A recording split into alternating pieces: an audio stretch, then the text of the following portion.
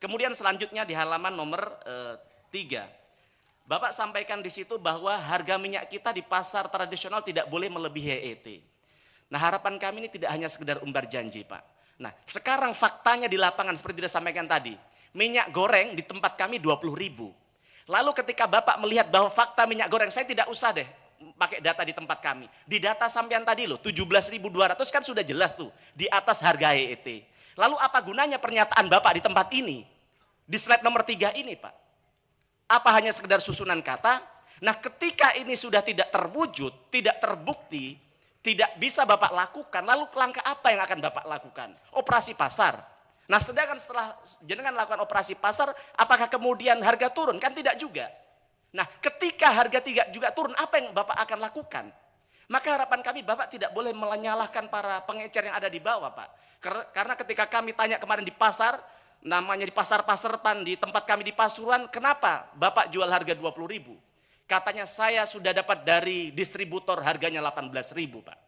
Maka harapan kami ke depan, kami menginisiasi, mengusulkan untuk adanya harga distributor, Pak.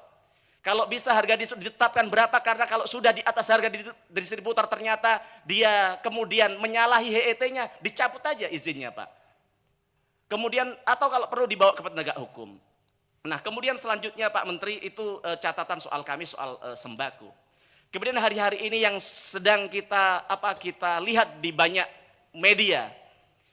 Ketika awal masuki bulan Ramadan, hati kami risau karena melihat ribuan karyawan PT Sritek yang di PHK, Pak. Dan beberapa bulan yang lalu saya sudah pernah menyampaikan di forum ini bahwa Pak, batasi impor, Pak. Kalau perlu stop impor, Pak.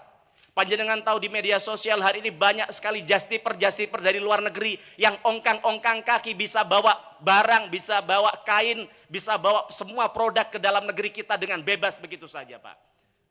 Bapak tahu bahwa di era kementerian memang belum jenengan menterinya saat itu, Pak Teten, Menteri UMKM, pernah nyampaikan di forum ini bahwa ternyata salah satu e-commerce terbesar, mereka punya gudang yang sangat besar di namanya Tanjung Priok, Pak. Yang itu mereka ketika ada orang klik barang, tidak perlu lagi lewat regulasi, lewat custom dan sebagainya, langsung bisa sampai ke konsumen. Nah, sampai hari ini tidak ada tindak lanjut dari Kementerian Perdagangan untuk setidaknya mengecek ke sana, pertama ini benar atau tidak isu ini. Yang kedua, langkah apa yang sudah dilakukan oleh Kementerian Perdagangan, Pak? Karena ini akan jadi bom waktu bagi kita kalau Kementerian Perdagangan hanya jadi macan ompong, tidak melakukan tindakan-tindakan strategis untuk menghambat importasi yang ada di negara kita, yang akan jadi bom waktu bagi kita, Pak. Bukan hanya di sektor tekstil nanti, Pak. Jenengan tahu bahwa di elektronik sekarang juga kemarin Sanken, Yamaha juga akan tutup pabriknya. Dan banyak sekali industri yang lain.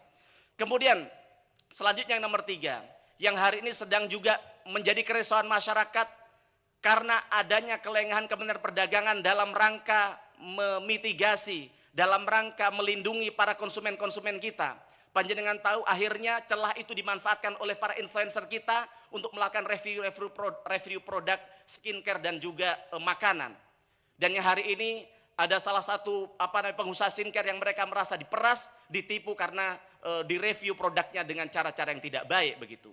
Kemudian yang kedua, kalau panjenengan tahu bahwa hari ini baru 2 hari yang lalu ada namanya Code Blue. Dia melakukan review terhadap makanan yang kemudian setelah itu si pemilik makanan datang dan ternyata diperas 350 juta kalau tidak salah. Bapak bisa cek itu. Artinya apa? Artinya kenapa sampai ada ruang-ruang seperti ini? Ketika ada ruang seperti ini, artinya ada kelengahan pemerintah. Ada ketidakhadiran pemerintah untuk bagaimana melindungi para pengusaha kita, melindungi para konsumen kita, sehingga kemudian ada celah-celah itu tadi, Pak. Kemudian yang keempat, Pak Menteri, seperti yang hari ini juga sedang menjadi keresahan masyarakat, yaitu soal mega korupsi Pertamina. Seperti kawan kami sampaikan dari fraksi PDI Perjuangan, Pak Darmadi. Beliau merasakan ada kerisauan di tengah-tengah kami, Pak, di tengah-tengah masyarakat. Mereka menanyakan di mana kehadiran Kementerian Perdagangan untuk melindungi konsumen. Ingat, amanah Undang-Undang Nomor 8 tahun 1999, Bapak punya kewajiban untuk melindungi konsumen kita dari hal-hal yang tidak seharusnya begitu, Pak. Jenengan tahu bahwa Pertamina bukan hanya merampok uang negara, Pak, tapi mereka merampok secara langsung uang dari rakyat dengan cara mengoplos itu tadi, Pak.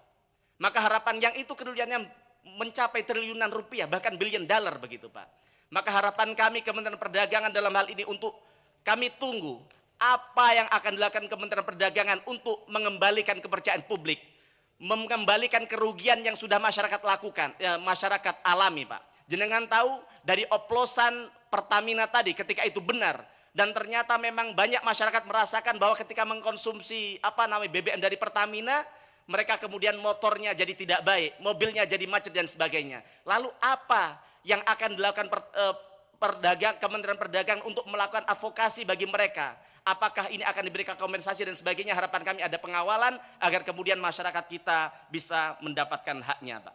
Kemudian yang soal Kementerian BP Bulog, Pak.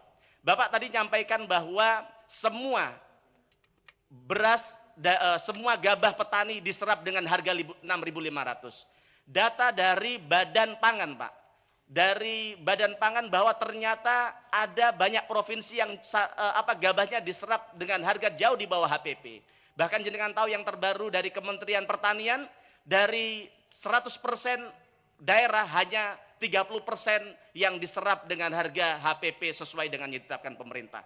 Maka harapan kami minta komitmen dari Pak Kepala, Pak Novi, untuk bagaimana kami percaya, kami yakin di bawah kepemimpinan Bapak, apalagi Bapak pernah dilatih dalam dunia militer, Pak. Kami syukur, jujur Pak, kami kemarin bersyukur Bapak terpilih jadi Dirut Bulog. Ada sebuah pencerahan bagi kami, bagi masyarakat, karena saya yakin di tangan Bapak nanti ke depan Bulog, di tangan Bapak bisa berkolaborasi dengan Koramil, bisa kolaborasi dengan Kodim untuk bagaimana mereka dilibatkan menjadi intel terhadap pangan kita agar kemudian ada stabilitas harga di tengah-tengah masyarakat. Itu aja dari kami, matur nuwun. Assalamualaikum warahmatullahi wabarakatuh.